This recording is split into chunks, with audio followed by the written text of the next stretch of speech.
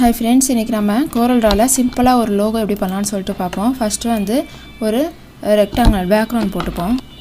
அதுக்கு ஒரு blue colour கொடுத்துட்டு ஸ்டார் இருக்குல இந்த ஸ்டார் எடுத்துக்கோங்க. ஸ்டார் எடுத்துக்கிட்டு இந்த மாதிரி இங்க வந்து 3 வச்சிருக்கேன். 3 வச்சிட்டு இதுக்கு வந்துட்டு நம்ம ஒயிட் கலர் கொடுத்துறோம். கொடுத்துட்டு இதுக்கு இந்த bevel and embossன்னு இருக்குல அதுல போயிருங்க. போயிட்டு இங்க 2 சென்டர்னு வச்சிட்டு இந்த மாதிரி வெச்சுக்கோங்க. இன்டென்சிட்டி, டைரக்ஷன், ஆப்டிட்யூட் வச்சிட்டு இங்க ஒயிட் கலர் கொடுத்துட்டு அப்ளைன்னு கொடுத்துருங்க. கொடுத்தா நமக்கு ஷேப் கிடைச்சிடுச்சா. நெக்ஸ்ட் ஒரு சர்க்கிள் எடுத்துட்டு இந்த மாதிரி போட்டுக்கோங்க. இதுக்கு இந்த கவுண்டர் டூல் இருக்குல இந்த கவுண்டர் டூல் எடுத்துட்டு வந்துட்டு இதுக்குள்ள இப்படி ஒன்னு போட்டுக்கோங்க.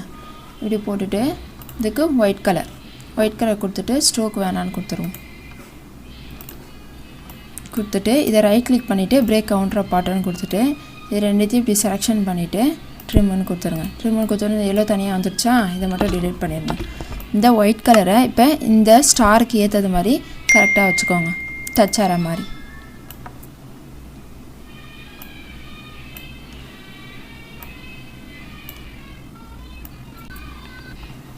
இப்போ நம்ம கரெக்டாக ஆச்சாச்சா இந்த ஒயிட் கலர் இருக்கா அதுக்கும் இங்கே போயிட்டு எம்பஸில் போய் 2 சென்டர்னு கொடுத்துட்டு அப்ளைன்னு கொடுத்துருங்க.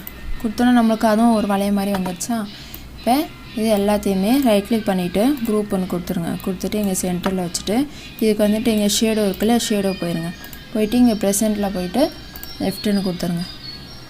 வச்சுட்டு நம்மளுக்கு எதளவு வேணுமோ அந்தளவு வச்சுக்கோங்க.